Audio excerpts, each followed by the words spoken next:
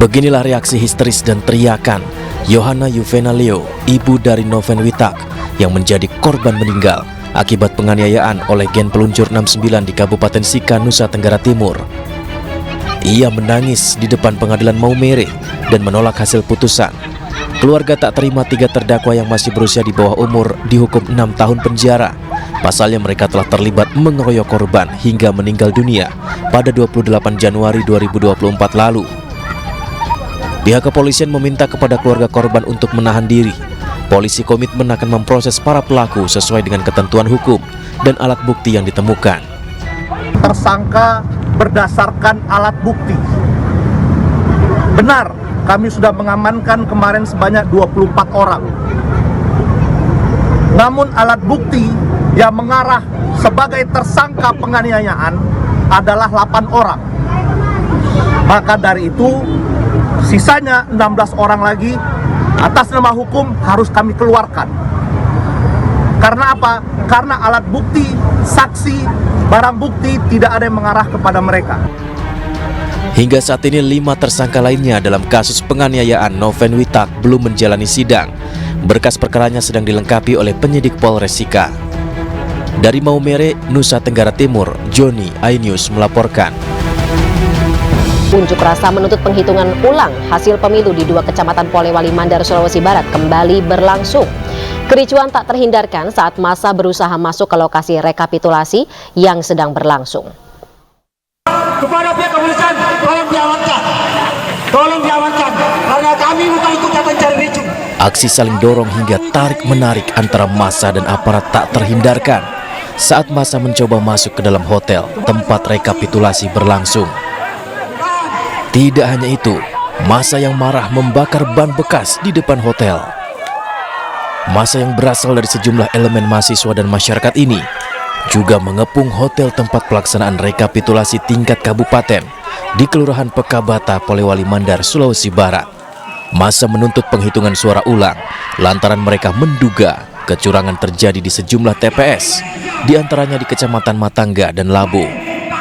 Massa menemukan penambahan jumlah pemilih yang terdaftar dalam DPT, meski orang tersebut diketahui tidak berada di tempat. Begitupun untuk beberapa TPS di Kecamatan Bulo, di mana kotak suara dari TPS dipindahkan ke rumah warga saat hujan deras. Ada 5 TPS yang ada di Bulo, itu kemudian dipindahkan posisinya dari TPS pada saat perhitungan suara. Kotak suara dipindahkan, perhitungan suara itu dipindahkan ke dalam rumah warga. Pihak Komisi Pemilihan Umum Polewali Mandar sendiri saat ini telah mengeluarkan rekomendasi untuk dilakukan penghitungan ulang di tingkat kecamatan dan menunggu keputusan Bawaslu. Dari Polewali Mandar, Sulawesi Barat, Huzair Zainal, iNews melaporkan.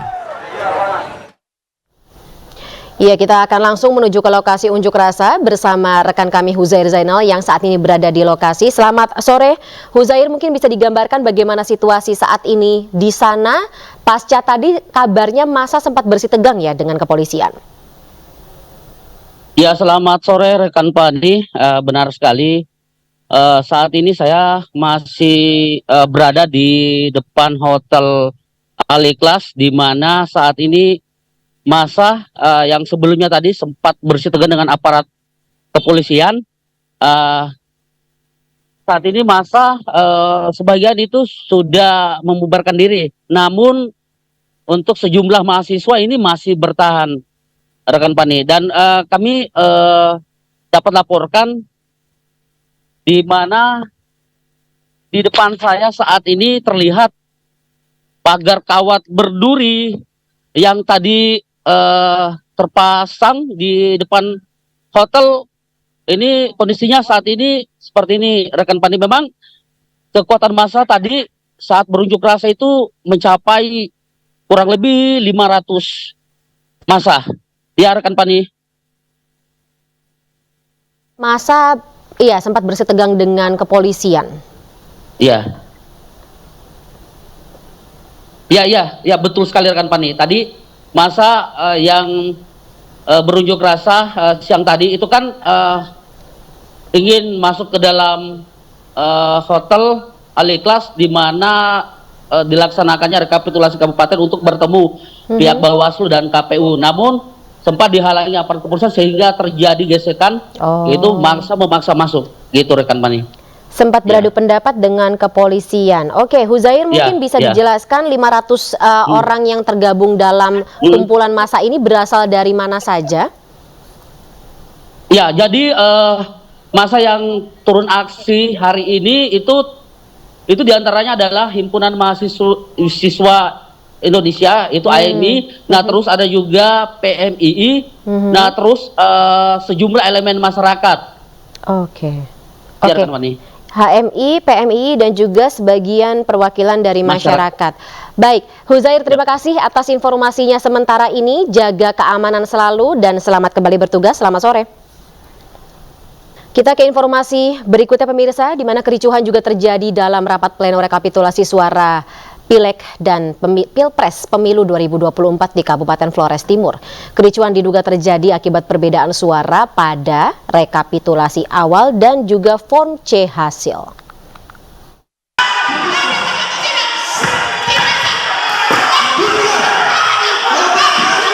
Kericuhan terjadi dalam rapat pleno rekapitulasi penghitungan suara dalam Pileg dan Pilpres Pemilu di Kabupaten Flores Timur. Kejadian bermula saat saksi partai politik secara bergantian memberikan interupsi terhadap hasil pleno yang dipaparkan oleh PPK dari Kecamatan Wotanulu Muando.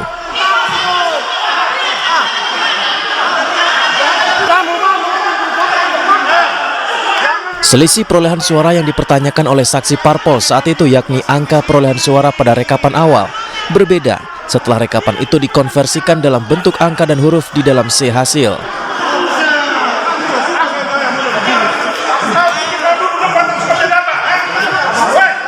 Aparat keamanan dari Polres Flores Timur dan Kodim 1624 Flores Timur yang berjaga di lokasi pleno langsung mengamankan komisioner KPU dan mencoba menenangkan situasi yang memanas. Akibat kericuan ini, pimpinan sidang Ketua KPU Flores Timur Antonius Jentera Betan menunda rapat pleno rekapitulasi suara tingkat kabupaten dari Kecamatan Wotanulu Mado dan dilanjutkan di hari berikutnya. Dari Flores Timur, Joni Nura, iNews melaporkan. Kecurangan pemilu kembali terungkap pemirsa di Polewali Mandar, Sulawesi Barat. Penghitungan dilakukan tanpa memperlihatkan surat suara. Dan tidak hanya itu, kertas C1 juga ditemukan telah dibuka di rumah warga.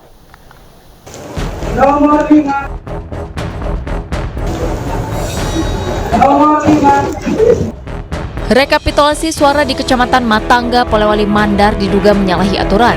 Perhitungan dilakukan di tempat yang minim cahaya. Tidak hanya itu, perhitungan diduga dilakukan tanpa saksi sejumlah partai politik. KPPS juga hanya menyebut nomor urut tanpa penyebutan nama partai.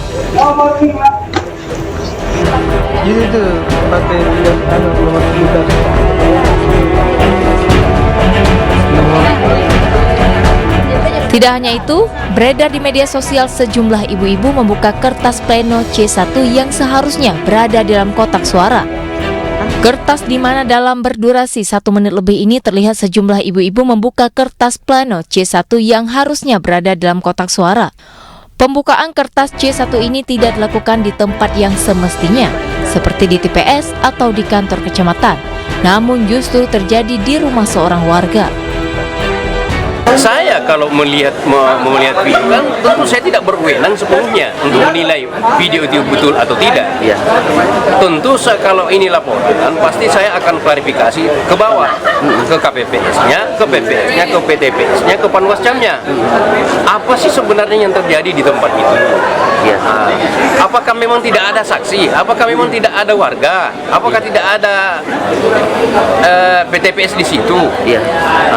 Bagaimana karena sampai saat ini dari Panwascam itu saya tidak menerima laporan. Saat ini Bawaslu masih mendalami dan menyelidiki kasus pelanggaran tersebut karena dinilai cacat prosedur pelaksanaan pemilu. Dari Polewali Mandar, Sulawesi Barat, Huzair Zainal, iNews melaporkan. Kita ke informasi lainnya, di mana perolehan suara Partai Solidaritas Indonesia atau PSI mendadak melejit Hingga 1 siang, perolehan suara PSI menyentuh angka 3,12% dan publik mempertanyakan anomali perolehan suara PSI yang mendadak menanjak pesat, padahal berdasarkan hasil hitung cepat atau quick count, PSI hanya memperoleh 2,6%.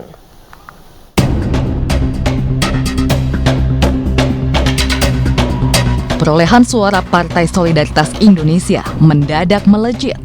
Hingga Sabtu siang perolehan suara PSI menyentuh angka 3,12%. Hal ini sontak menimbulkan kecurigaan. Bagaimana tidak, dalam hasil hitung cepat, partai berlogo mawar merah itu terancam tidak lolos ambang batas parlemen dengan hasil 2,6%.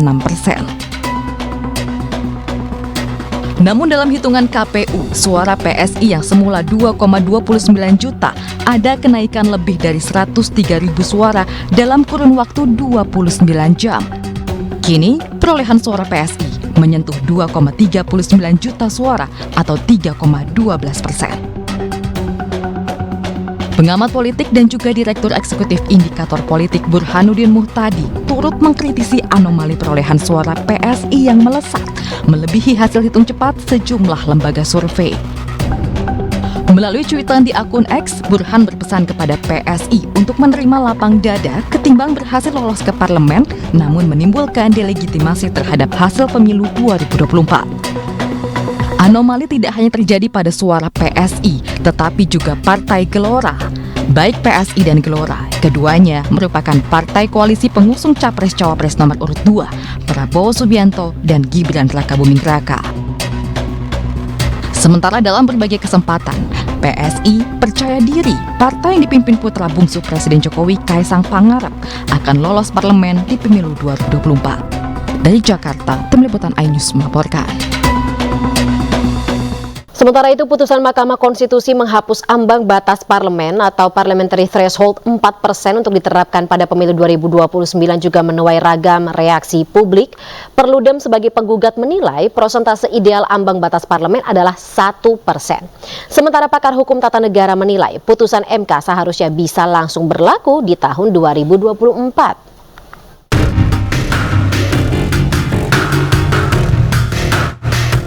Putusan Mahkamah Konstitusi menghapus ambang batas parlemen 4% untuk diterapkan pada pemilu 2029 menuai beragam reaksi publik.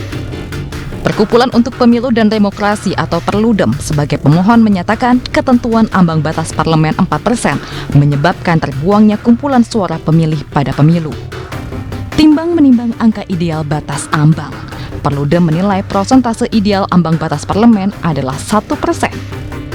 Jadi memang di permohonan kami itu kita menyediakan juga sebetulnya satu rumus ya, rumus dari Tagepera namanya, untuk kemudian menghitung bagaimana metode ambang batas efektif yang kemudian bisa diberlakukan gitu, yang kemudian muncullah angka 1% itu. Yang ini kemudian menghitung misalnya ada rata-rata besaran district magnitude atau jumlah kursi dalam satu dapil, kemudian jumlah total kursi di parlemen dan juga jumlah dapil gitu. Sementara itu, pakar hukum tata negara menilai putusan Mahkamah Konstitusi menghapus ambang batas 4% bisa diberlakukan di pemilu 2024 tanpa perlu menunggu hingga pemilu 2029. Dengan kalau diterapkan 2024, momennya pas ya, terlepas siapa partai siapa yang diuntungkan, tapi yang kita fokuskan adalah melindungi atau meminimalisir suara rakyat yang terbuang. Nah, Kenapa tidak 2024? Itu yang saya sesalkan. Oke. Kalau seandainya ini sudah diputuskan, nah saya kira memang tidak. Dalam pertimbangan, MK menyatakan setuju dengan Perludem soal ketiadaan dasar penentuan ambang batas parlemen 4%. Menurut MK, undang-undang tidak pernah mengatur cara menentukan ambang batas, namun ambang batas selalu dinaikkan. Tim Liputan iNews melaporkan. Kita beralih ke informasi lainnya pemirsa. Penyanyi asal Inggris Ed Sheeran akan menggelar konser di Jakarta International Stadium, Jakarta Utara pada malam hari ini. Lalu lintas di sekitar area JIS pun padat. Para penonton konser Ed Sheeran mulai berdatangan ke Jakarta International Stadium, Jakarta Utara. Mereka datang dari berbagai daerah untuk menyaksikan idola mereka beraksi. Open gate konser ini dibuka pada pukul 1 siang tadi, sementara pintu menuju venue JIS dibuka pukul setengah 5 sore. Adapun konser akan dimulai pada pukul 7 malam atau 19 waktu Indonesia Barat dengan penampilan pembuka dari penyanyi Callum Scott. Sebanyak lebih dari 2.000 petugas diterjunkan untuk mengamankan jalannya konser. Petugas juga memberlakukan sejumlah rekayasa lalu lintas di sekitar JIS.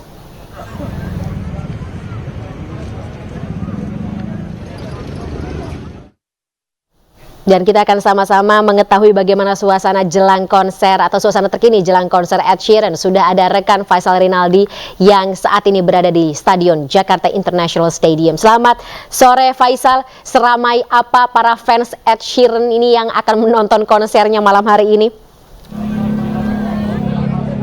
Ya baik, selamat sore Fani dan juga pemirsa. Memang ramai sekali para penonton yang akan menyaksikan Ed Sheeran konser di Jakarta International Stadium pada malam nanti.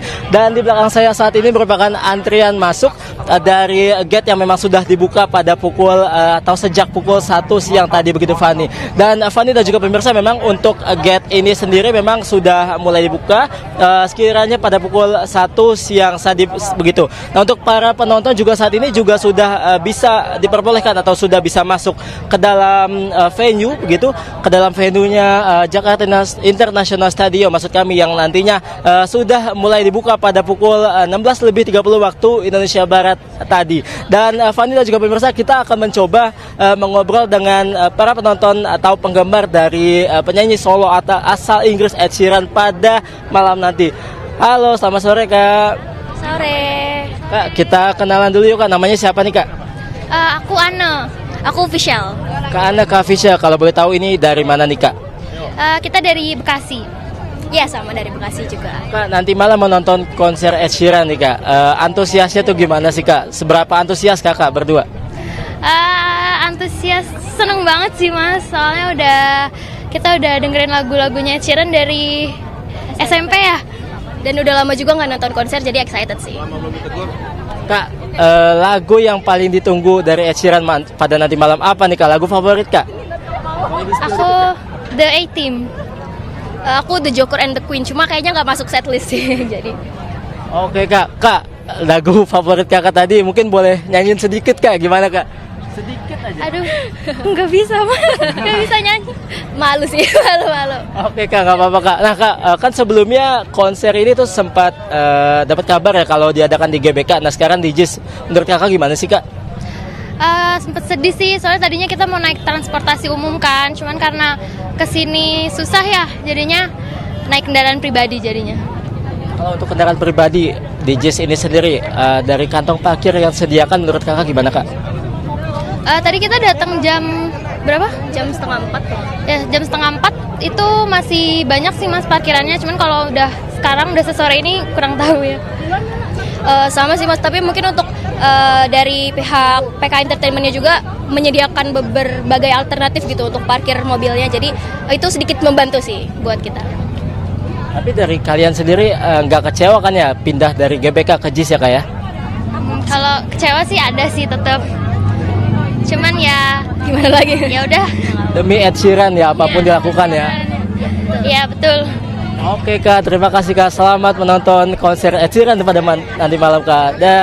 Ya pemirsa, memang untuk konser Ed Sheeran sendiri nantinya dimulai pada pukul 7 malam nanti, di mana nantinya pada pukul 7 malam akan dilaksanakannya atau penampilan pembuka begitu dari bintang tamu yakni Callum Scott, dan nantinya Ed Sheeran akan naik ke atas panggung dan juga menyanyikan sejumlah lagunya pada pukul 20:15 waktu Indonesia Barat. Dan Fani, kita nantikan bagaimana keseruan dari konser Ed Sheeran pada malam nanti. Demikian, kembali ke studio. Oke Faisal, terima kasih atas informasinya. Selamat kembali bertugas, atau boleh saya bilang selamat menonton konser Ed Sheeran malam hari ini sekaligus bertugas. Selamat sore. Perundungan semakin marak terjadi di sekolah, dan untuk membahasnya serta tentunya mencegah kedepannya terjadi lagi, kami bergabung bersama dengan para narasumber dalam Ainus Sore hari ini. Ada Kompol Dwi Ramadanto selaku Kasat Reskrim Polresta Balerang, kemudian Muhammad Rizky Firdaus selaku kuasa hukum korban perundungan BINUS, dan juga Retno Listiarti selaku pengamat pendidikan. Saya sapa terlebih dahulu, selamat malam Bapak-bapak dan juga Ibu Retno. Selamat sore. Baik, saya ke Pak Kompol dulu dari kepolisian. Ini untuk kasus yang ada di Batam ya. Benar, Pak. Benar. Oke, dari penyelidikan saat ini 4 pelakunya sudah ditangkap? Ya Mbak, terima kasih. Untuk kami di Polresta Barelang di Kota Batam telah mengamankan 4 pelaku yang diduga tersangka perundungan terhadap anak di bawah umur. Demikian. Oke, 4 pelaku ini masih duduk di sekolah atau masih bersekolah di mana? Kalau melihat usia memang masih usia sekolah, namun untuk statusnya yang bersangkutan ada 3 ya Mbak, 3 di bawah. Dapat kami jelaskan sebelumnya Mbak, ada 4 yang kami amankan. Untuk yang pada masih usia sekolah atau di bawah umur itu ada 3, yang 1 sudah dewasa. Untuk yang 3 ini untuk sementara statusnya putus sekolah Mbak. Ya demikian. Ya, untuk tidak bersekolah lagi, jadi statusnya putus sekolah sudah. Itu aja. Oke, ini kalau misalnya bisa dijelaskan, kasus perundungan ini terjadi motifnya karena apa? Ya baik. Jadi awalnya tuh Mbak, dari mereka adanya sakit hati ya antara korban dengan para tersangka, dikarenakan adanya saling singgung melalui media sosial.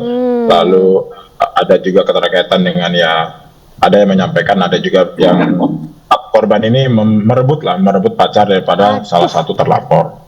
Gitu, lalu terjadilah pertemuan sehingga ada semacam tantangan juga untuk melakukan pertemuan sehingga terjadi perundungan. Demikian. Oke, hubungan dengan korban apa Pak? Pertemanan biasa, ada beberapa memang mereka saling mengenal, namun ada juga yang melalui media, perkenalan melalui media, dan di media itulah terlontar mungkin bahasa-bahasa yang saling menyinggung satu sama lain. Oke, saya konfirmasi lagi, pelaku inisialnya RS, LS, AR, dan SR, betul ya Pak? Betul Mbak, ada 4 Mbak. Baik, kalau begitu nanti saya akan kembali dalami atau gali terkait dengan kasus yang ada di Balerang ini. Tapi sementara saya ke Mas Muhammad Rizky Firdaus ya, selaku kuasa hukum korban perundungan BINUS ya. Siap. Baik, Mas Rizky, saat ini kondisi dari korban Arlo ya, kalau saya tidak salah. Kita harus dengan inisial ya Mbak. Oke, ya baik. Korban ini bagaimana kondisinya saat ini? Terima kasih sebelumnya rekan-rekan dari Anyus, ada Pak Ramadanto ya dan Bu Retno. Selamat sore semua, kami di sini sore. Nah, kondisi anak korban terakhir ini terkonfirmasi masih dalam guncangan psikis yang luar biasa. Karena saya sendiri sudah baca hasil pemeriksaan psikologisnya, dan setelah saya baca itu luar biasa terguncang psikologinya, dan dia ada dampak ke depannya melihat ke banyak orang dan lain sebagainya. Baik, sampai dengan saat ini masih dirawat di rumah sakit? Alhamdulillah sekarang sudah ada di kediaman, udah bersama orang tuanya. Oke. Kalau berdasarkan hasil visum saat ini ada didapati luka-luka memar di leher, luka lecet di leher, luka bekas sudutan rokok di leher bagian belakang, luka bakar pada bagian tangan kirinya, atau ada lagi? Terakhir kemarin kami bertemu dan bercakap-cakap ya, kami ada diskusi intens dengan orang tua anak korban. Ada ditemukan beberapa luka baru dari korban atau anak korban ini. Walaupun dari hasil visum itu sudah lengkap, dan kita juga sudah ada hasil visum psikiatri ya, atau pemeriksaan psikologi yang difasilitasi oleh UPTD PPA Kota Tangerang Selatan. Baik, lokasi kekerasan di sekolah, Mas Rizky? Betul. Dan untuk kalau misalnya zaman saya sekolah dulu kita nyebutnya penataran untuk masuk sebuah komunitas, begitu? Sebenarnya gini ya, kalau kita mau mengarah ke sana pembicaraannya bahwa ini kan turun-temurun, dan saya melihat bahwa kalau ada geng di dalam sekolah itu pasti geng itu ingin merekrut dan ada melakukan banyak border di sekolah. Contoh sederhana yang kami dapatkan keterangannya dari keluarga korban bahwa ketika masuk geng ini akan ada mendapatkan fasilitas parkiran yang eksklusif. Nah ini kan menjadi ada daya tarik anak baru ataupun yang pengen belajar lebih dekat itu untuk ikut karena bisa mendapatkan akses tersebut yang dikuasai oleh geng ini. Oke, jadi komunitas yang berprivilege seperti itu ya, Mas Rizky? Betul. Oke, Mas Rizky, saya harus konfirmasi lagi karena dari semua tersangka saat ini ada berapa yang menjadi tersangka dan juga ada yang ditetapkan sebagai anak berurusan dengan hukum atau ABH. Tanggapan Anda? Pertama, saya angkat topi luar biasa dengan Polres Tangerang Selatan karena kami bermitra dengan Polres Tangerang Selatan itu sejak 2016. Saya gabung di pemerintah Kota Tangerang Selatan sebagai lawyer masyarakat apabila ada kasus itu sejak 2016. Dan saya angkat topi di bawah kepemimpinan Pak Kapolres yang baru, Bang Ibnu dan Bang Alvino, ini kasus cepat terungkapnya. Nah, kalau saya melihat bagaimana kepada status tersangka ini, pertama betul bahwa semua hak anak harus didahulukan. Tapi kita juga harus tahu ada korban di sini yang sudah terbukti dia mendapatkan trauma. Ini harus kita pikirkan ke depan. Bagaimana sistem pendidikan di sekolah tersebut pun bisa aman dan nyaman.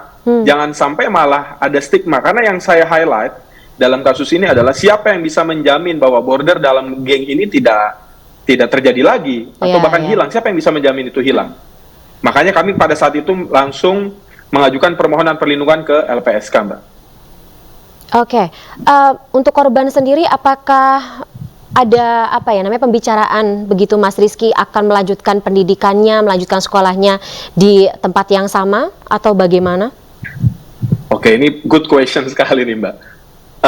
Korban akan tetap, anak korban ini melanjutkan sekolahnya. Terakhir kami komunikasi kemarin dengan ibu korban sendiri, tetap lanjut karena filosofinya sederhana, yang salah ini bukan korban. Kenapa harus korban yang harus keluar?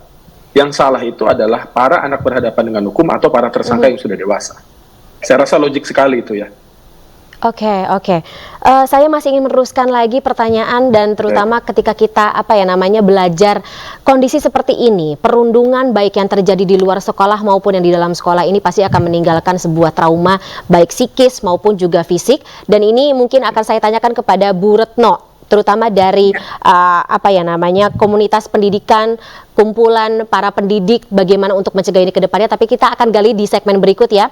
Pak Kombes, Mas Rizky dan juga Bu Retno, kita akan jeda sesaat. Pemirsa, Anu Sore akan segera kembali sesaat lagi. Tetaplah bersama kami. Kita lanjutkan kembali pemirsa, dialog membahas terkait dengan darurat perundungan di lingkungan sekolah. Masih bersama kami Kompol Dwi Ramadanto selaku Kasat Reskrim Polresta Balerang, kemudian Muhammad Rizky Firdaus selaku kuasa hukum korban, dan juga Ibu Retno Listiarti selaku pengamat pendidikan. Baik, sekarang saya akan beralih ke Bu Retno. Bu Retno, ini tentu menjadi sebuah concern tersendiri ketika kita melihat tahun ke tahun tampaknya kasus perundungan terutama yang melibatkan anak-anak masih berusia bersekolah justru kelihatan tambah banyak. Ya, pertama sebenarnya memang kasus kekerasan itu sudah ada sejak dahulu. Hanya saja kemudian media sosial gitu ya, internet ini memang ikut membantu menyebarkan gitu ya. Jadi akhirnya menjadi viral. Nah, yang kedua itu sebenarnya bisa juga keviralan berbagai kasus yang terungkap itu karena korban mulai berani berbicara. Karena kan sebelumnya juga banyak dengan berbagai ancaman itu yang memilih untuk diam atau tadi pindah ke sekolah gitu. Jadi dia korban tapi justru dia yang mengalah untuk pindah. Itu juga banyak kasus yang seperti itu karena mereka nggak yakin gitu penyelesaian sekolah akan membuat mereka itu tetap aman berada di sekolah itu. Jadi walaupun udah diadukan, ditangani, tapi penanganannya itu mereka tidak yakin bahwa akan melakukan perlindungan pada korban. Khawatirnya malah ada pembalasan dendam tapi lebih rapih aja sehingga tidak diketahui oleh pihak sekolah. Nah, itu yang sebenarnya terjadi. Namun Permendikbudristek nomor 46 tahun 2023 tentang pencegahan dan penanganan tindak kekerasan di satuan pendidikan sebenarnya upaya untuk mengatasi berbagai kekerasan. Tadi yang Pak Presiden katakan ya, pencegahan dan penanganan begitulah kira-kira kekerasan itu sebenarnya sudah termaktub di dalam Permendikbudristek 46 tadi. Dan sebenarnya ya ketika kasus-kasus anak terjadi kemudian dilaporkan polisi nih, seperti kasus ini, lalu bagaimana pihak sekolah gitu. Nah, ini juga ada ketentuannya sebenarnya di dalam Permendikbudristek 46. Saya sepakat bahwa penyelesaian kasus-kasus itu sebagaimana ditentukan dalam sistem peradilan pidana anak ya, memang ada kemudian diversi atau penyelesaian di luar pengadilan. Namun menurut saya nggak bisa juga kita ujuk-ujuk seperti itu karena kita harus menghormati korban juga. Jadi korban dan keluarganya kalau menolak diversi sebenarnya diversi tidak terjadi atau kasus ini lanjut ke pengadilan. Namun memang ada sarana itu. Hanya dalam undang-undang pun tetap menghargai korban dan keluarganya. Jadi ini memang harus ditanya dan dengan situasi dan kondisi yang sudah lebih baik lagi. Maksudnya tadi secara psikologi sudah dapat pendampingan, kondisinya sudah mulai membaik dibanding sebelum peristiwa, sebelumnya gitu ya, sebelum mendapat bantuan psikologi. Nah baru nih kemudian ditanya baik korban maupun keluarganya. Kan kita nggak bisa juga ya ujuk-ujuk bilang diversi, karena itu juga korban dengan keluarganya mungkin tidak berkenan misalnya. Nah itu maka melihat menunggu tenang tadi. Saya pikir itu, Mbak. Oke, tapi kalau misalnya melihat bagaimana pidana untuk anak saat ini, pidana untuk pelaku anak saat ini, apakah cukup memberikan sebuah efek jera gitu? Mengingat ya lagi-lagi kelihatan gitu bahwa tiap tahun ada kasus-kasus serupa, kemudian juga ya mau nggak mau diposting duluan, pelaku sendiri yang memposting itu ke media sosial. Ya. Ini ya karena anak-anak itu kan bukan manusia, belum menjadi manusia dewasa ya, dia nggak ngerti resiko, dia nggak secara berpikirnya tentu tidak seperti orang dewasa, sehingga peristiwa macam ini terjadi ya. Tapi kalau kita ngelihat misalnya ya kasus yang terjadi di BINUS sebagaimana tadi disampaikan oleh kuasa hukum, ini udah berlangsung lama gitu. Jadi biasanya sesuatu yang sadis itu sudah dimulai dengan yang kecil-kecil dulu. Nah makanya tadi harusnya sistem pencegahan itu diperkuat sehingga tidak seperti ini. Lalu sampai 9 tahun loh ya. Jadi bagaimana kemudian 9 angkatan ini diketahui sekolah. Saya yakin nggak mungkin sekolah tidak tahu. Sekolah mengetahui bentuk-bentuk seperti ini gitu. Tapi tadi mungkin tidak mampu menyelesaikan atau tidak mau menyelesaikan, itu bisa juga terjadi. Nah, di sini lalu yang dihukum tuh sepertinya jatuhnya ke murid-murid. Jadi kan ini ada ketidakmampuan institusi ini mengatasi sampai kondisi seperti ini, tapi yang kita hukum, yang kita salahkan itu ya selalu anak gitu. Nah, ini yang juga bagian yang harus dievaluasi dalam Permendikbudristek 46, harusnya ini tidak terjadi gitu ya, pembiaran atau didiamkan selama ini. Iya. Jadi satu-satunya cara untuk memutus mata rantai ini adalah tanggung jawab dari orang dewasa. Baik, kalau begitu saya kembali ke singkat saja untuk Pak Dwi, terutama dari kepolisian, karena kita melihat pelaku yang ada di video perundungan Batam ini kan notabene anak-anak yang tidak bersekolah. Mungkin ada kekhawatiran anak-anak yang tidak mendapatkan pendidikan atau akses pendidikan yang cukup merata di wilayah tempat Bapak bertugas. Ini bagaimana penanganannya dan juga kerjasama tentunya dari kepolisian dengan pemerintah daerah setempat atau institusi pendidikan setempat? Ya, terima kasih Mbak.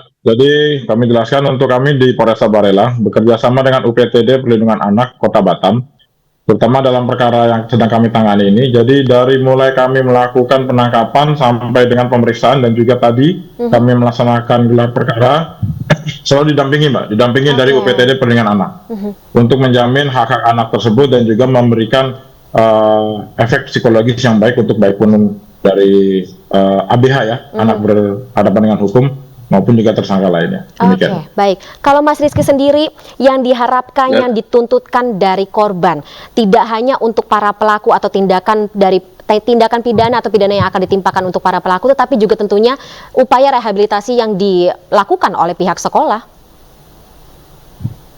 Oke, terima kasih Mbak. Kalau harapan dari saya adalah bahwa proses hukum ini harus transparan dan terbuka. Semua hak dan elemen yang harus dievaluasi tadi disampaikan sama Bu Retno. Saya sepakat bahwa dalam Permendikbud 46 2023 itu kita lihat ada 3 elemen pokok pekerjaan TPPK yang di Satuan Pendidikan. Pertama adalah melakukan pemanggilan, kedua adalah pemeriksaan, dan yang ketiga adalah melakukan rekomendasi selama 30 hari kerja kepada Kasatgas yang dipimpin oleh Dinas Pendidikan atau KCD dalam ini ketika SMA.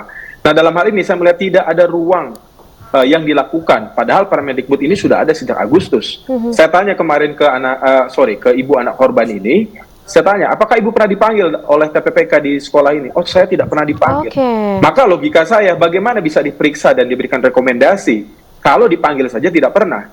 Kan anak ini masih dalam pengampuan. Nah, yang kedua harapan saya, elemen untuk memenuhi hak anak, baik anak berhadapan dengan hukum atau anak korban ini harus benar-benar capable dalam prosesnya. Pertama, kami punya kerugian yang sifatnya contoh adalah psikologinya. Sama, anak yang berhadapan dengan hukum juga pasti punya kerugian. Bagaimana elemen-elemen seperti Bapas dan lain sebagainya ini bisa bekerja dengan optimal. Itu yang harus kita perhatikan. Dan yang kedua adalah sistem peradilan pidana anak ini harus menjunjung tinggi pertama kerahasiaan, yang kedua adalah tidak ada diskriminasi. Contoh, di peradilan pidana anak tidak boleh majelis hakim menggunakan toganya. Ini juga harus menjadi isu yang sangat sensitif. Kenapa? Karena bayangkan, anak kalau melihat majelis hakim itu bisa menjadi trauma tersendiri, Mbak. Oke. Ini yang harus kita kawal prosesnya. Oke, baik. Kita setuju semuanya sama-sama, berarti ini adalah tanggung jawab kita untuk memutus mata rantai perundungan yang terjadi baik di luar maupun dalam institusi pendidikan, karena ya ini menjadi kekhawatiran yang cukup mendasar dari tahun ke tahun. Baik, terima kasih saya ucapkan terlebih dahulu kepada Pak Dwi, Kompol Dwi Ramadanto, kemudian Mas Muhammad Rizky Firdaus serta Ibu Retno Listiarti atas waktunya dalam Ainus sore hari ini. Salam sehat selalu. Sampai jumpa. Assalamualaikum. Pemirsa, penyanyi asal Inggris Ed Sheeran akan menggelar konser di Jakarta International Stadium, Jakarta Utara malam ini. Lalu lintas di sekitar area JIS pun padat. Para penonton konser Ed Sheeran mulai berdatangan ke Jakarta International Stadium, Jakarta Utara. Mereka datang dari berbagai daerah untuk menyaksikan idola mereka beraksi. Open gate konser ini dibuka pukul 1 siang tadi, sementara pintu menuju venue JIS dibuka pukul setengah 5 sore. Adapun konser akan dimulai pada pukul 7 malam dengan penampilan pembuka dari penyanyi Callum Scott.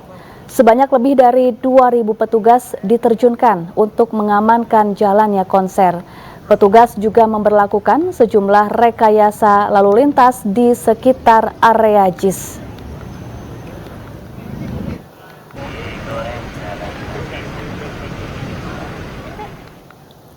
Ya, untuk mengetahui suasana terkini jelang konser Ed Sheeran, sudah ada rekan kami Faisal Rinaldi yang saat ini berada di Stadion Jakarta International Stadium, Jakarta Utara. Selamat sore Faisal, seperti apa keseruan para penonton jelang konser Ed Sheeran malam ini? Ya baik, selamat sore Syafa dan juga pemirsa. Memang keseruan para penonton jelang konser Ed Sheeran pada malam nanti memang sangatlah begitu seru tentunya. Dan di belakang kami ini merupakan antrian masuk begitu dari gate yang memang sudah dibuka sejak pukul 1 siang tadi begitu Syafa. Nah, bisa dilihat di layar kaca Anda ini pemirsa, merupakan antrian dari masuk begitu untuk para penonton memasuki area konser yang nantinya akan dimulai kurang lebih pukul 7 malam atau kurang lebih sekitar 40 menit lagi begitu Syafa. Dan memang Syafa dan juga pemirsa, memang untuk pintu masuk menuju ke venue Jakarta International Stadium juga memang sudah mulai dibuka sekiranya pada pukul 16.30 waktu Indonesia Barat tadi. Dan Syafa dan juga pemirsa, memang untuk penonton sendiri memang ini datang dari berbagai tempat begitu Syafa. Ada yang datang dari sekitar Jakarta, kemudian juga ada yang dari luar Jakarta pula. Dan pada nanti malam juga Ed Sheeran dikabarkan akan menyanyikan sejumlah lagu-lagu yang terbaik begitu. Nah, untuk mengetahui bagaimana keseruan para penonton atau fans Ed Sheeran pada konser kali ini, kita akan mencoba bernyanyi bersama dengan para penggemar dari Ed Sheeran begitu. Halo, selamat sore Kak semua. Kak, ini kenalan dulu namanya siapa dan dari mana aja nih Kak pada? Nama saya Ivan. Ini teman saya. Afifa, Tika, Nilam, Gebi. Dari Jakarta. Kak, ini seberapa antusias nih Kak mau menyaksikan konser Ed Sheeran Kak? Gimana Kak? Kita antusias banget sih karena kita beli tiket ini kan dari November kemarin ya, dan kita tunggu juga. Nah, cuman yang kita kaget sih karena kan pindah ya dari GBK terus ke JIS. Karena kita harus mikirin juga aksesnya kayak gimana, tapi semua diobatin karena kita udah sampai sini juga sih. Segitu antusias. Kak, ini kan semua fans Ed Sheeran ya. Lagu favoritnya boleh di-spill nih Kak. Apa nih Kak? Apa ya? Kita sukanya Perfect sih, itu yang paling kita suka. Iya, sama. Oke Kak, mungkin boleh dinyanyikan sedikit nih Kak. Perfect gimana, refnya aja cukup Kak, oke? 1, 2, 3. Baby, I'm dancing in the dark, you between my arms, barefoot on the grass, listening to our favorite song. When you said you look a mess, I whisper underneath my breath that you heard it. Darling, you look perfect tonight. Oke, bagus banget nih Kak suara Kak. Nampaknya emang benar-benar fans sejati dari Ed Sheeran ya Kak ya. Oke, terima kasih Kak. Selamat menonton konser Kak. Ya pemirsa, memang untuk konser dari Ed Sheeran sendiri memang dimulai pada pukul 7 malam nanti. Dan untuk pembukanya memang akan menampilkan terlebih dahulu dari bintang tamu yakni Callum Scott. Dan nantinya jika sesuai jadwal, Ed Sheeran akan naik ke panggung dan juga menyanyikan sejumlah lagunya yakni pada pukul 20:15 waktu Indonesia Barat. Dan juga pemirsa, untuk para masyarakat yang memang melintas di kawasan atau di sekitar kawasan Jakarta International Stadium, memang kami menghimbau untuk mencari jalan alternatif lain begitu, dikarenakan sejumlah arus atau sejumlah ruas jalan di sekitaran kawasan Jakarta International Stadium ini memang saat ini sedang ditutup begitu, yakni tadi ditutup dari mulai pukul 12 siang hingga pukul 11 malam nanti. Demikian Syafa, kembali ke studio. Baik, terima kasih Faisal Rinaldi langsung dari JIS Jakarta Utara dan selamat bertugas kembali. Pemirsa, jelang bulan suci Ramadan, harga kebutuhan pokok terus meningkat di sejumlah daerah. Tak tanggung-tanggung, naiknya harga bahan pokok mencapai hingga 2 kali lipat.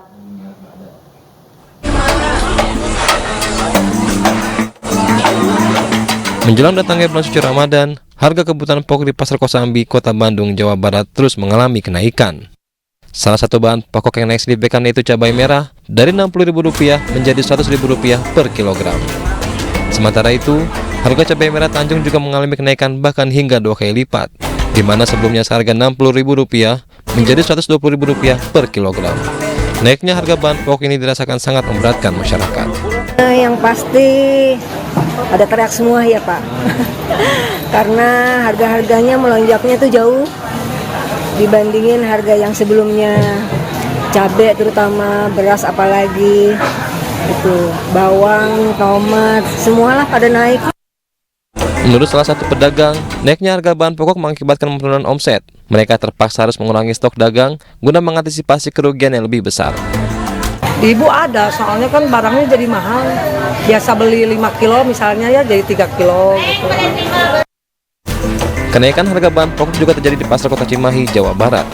Selain naiknya harga cabai merah Tanjung yang mencapai 2 kali lipat dari harga sebelumnya, harga telur ayam juga mengalami kenaikan. Telur ayam yang semula dihargai Rp26.000 menjadi Rp31.000 per kilogramnya. Menurut pedagang, kenaikan sejumlah bahan pokok ini terjadi selama sepekan terakhir. 31, akan nyampe ke 32. Asalnya berapa Kang? Asalnya kena 28. Sudah berapa lama nih? Udah semingguan. Kang, ini untuk pasokannya sendiri gimana? Kalau pasokan lancar, banyak pasokan. Cuman kendalanya dari harganya mahal. Sementara itu, kenaikan harga bahan pokok juga terjadi di pasar tradisional Blang Pidi, Aceh. Kenaikan harga terjadi mulai dari cabai rawit, bawang merah, bawang putih, dan minyak goreng, dengan angka rata-rata naik seharga 2 kali lipat dari sebelumnya. Bahkan telur ayam di pasar Blang Pidi kini dijual seharga Rp50.000 per papan.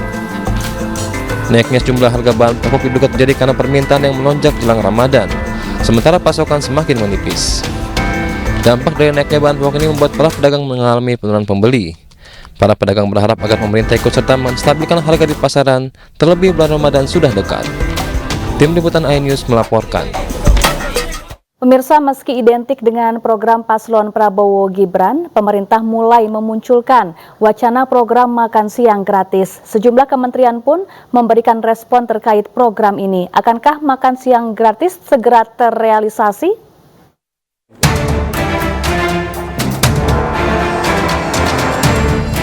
Simulasi program makan siang gratis yang digelar beberapa hari lalu di SMP Negeri 2 Kecamatan Curug, Kabupaten Tangerang, yang dihadiri oleh Menteri Koordinator Bidang Perekonomian Airlangga Hartarto, memunculkan spekulasi bahwa makan siang gratis akan segera diwujudkan. Meski program makan siang gratis identik dengan program paslon Capres-Cawapres Prabowo Gibran, namun Menko Perekonomian mengklaim dirinya hadir karena diundang oleh pihak sekolah yang berinisiatif menerapkan program makan siang gratis. Simulasi ini dibiayai oleh pemerintah Kabupaten Tangerang.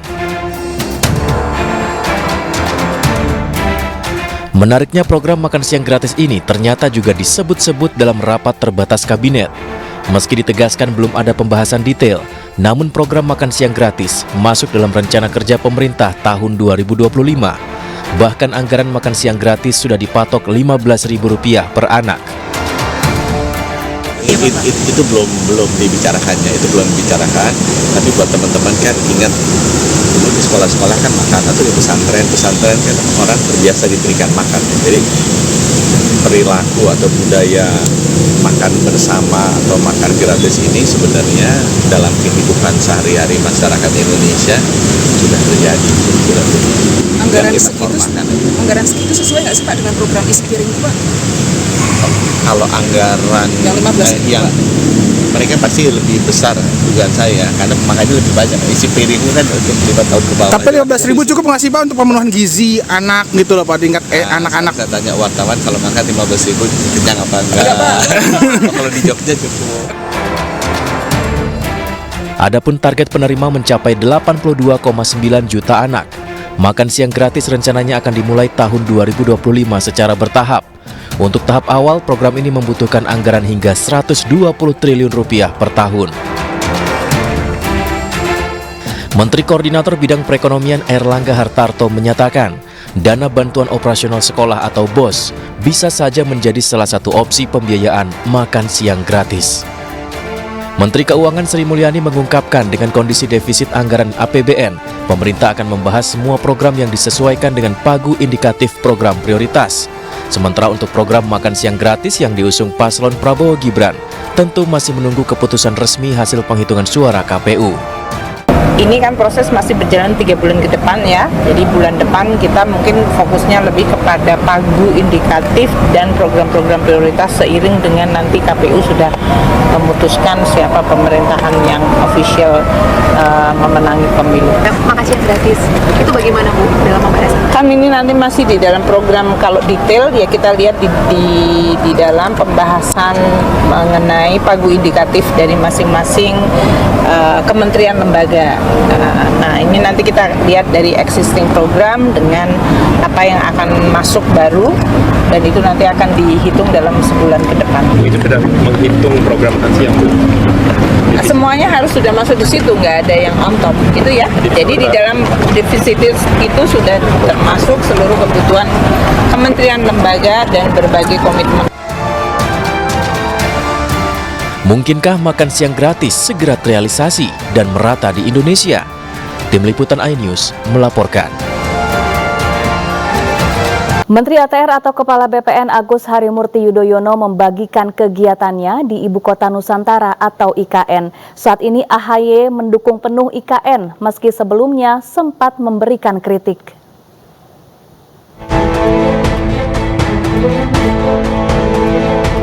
Inilah kegiatan Ketua Umum Partai Demokrat yang kini menjabat sebagai Menteri ATR BPN Agus Harimurti Yudhoyono di Ibu Kota Nusantara atau IKN. Melalui media sosialnya, AHY membagikan momen lari pagi dan berkegiatan bersama Presiden Joko Widodo serta jajaran menteri di IKN yang menyuguhkan pemandangan begitu indah. Menariknya, jika mengingat beberapa waktu lalu sebelum diangkat sebagai menteri, AHY sempat mengkritik IKN. Meski setuju dengan rencananya, tapi IKN seharusnya dibangun dengan konsep yang matang. IKN tersebut harus dikonsepkan, direncanakan dan dipersiapkan dengan sebaik mungkin. Kalau tidak, maka bisa gagal pembangunannya. Pemerintah harus memikirkan timing dan jangka waktu pembangunannya. Di seluruh dunia, pembangunan IKN memerlukan waktu yang cukup dan timingnya dipilih dengan mempertimbangkan kondisi ekonomi negara. Saat ini AHY menyebut bahwa proyek IKN bukan hanya sebagai pusat pemerintahan, tapi juga pusat ekonomi, budaya, pendidikan, dan semua yang menjadi representasi yang membawa Indonesia semakin maju. Mirsa, Presiden Joko Widodo bersama jajarannya memantau progres pembangunan IKN. Salah satu yang didatangi Presiden adalah kawasan inti pusat pemerintahan. Presiden Joko Widodo didampingi Menteri Perdagangan Zulkifli Hasan, Menteri BUMN Erick Thohir, Menteri ATR BPN Agus Harimurti Yudhoyono, dan Ridwan Kamil melakukan pemantauan terhadap progres di Ibu Kota Nusantara, salah satunya pembangunan Istana Presiden. Kawasan inti pusat pemerintahan di Ibu Kota baru ini akan dikelilingi hutan kota dan jalur hijau dibangun di area seluas 100 hektar. Pembangunan Istana Presiden ini dibarengi dengan pembangunan gedung pemerintahan lainnya di IKN. Presiden mengatakan pembangunan akan selesai sesuai target. Ya, saya ke sini salah satunya untuk memastikan bahwa tower untuk ASN kita, untuk Hankam itu bisa selesai dengan tepat waktu. Nanti di bulan Juli akan selesai 12 tower, kemudian September 21 berarti 33, ditambah November 14 berarti 47, selesai kira-kira di akhir November. Sehingga pergeseran ASN ke sini, dari Hankam ke sini itu sudah bisa dimulai bulan Juli. Pelan-pelan, ini kerja masih jangka panjang, tapi harus dimulai. Pemirsa, PT Pos Indonesia menggelar rapat koordinasi nasional bersama Direktorat Jenderal Pajak di Bandung, Jawa Barat. Rakornas tersebut merupakan upaya menjalin sinergi strategis antara Pos dengan DJP terkait pengelolaan dan penjualan materai tempel pada 2024.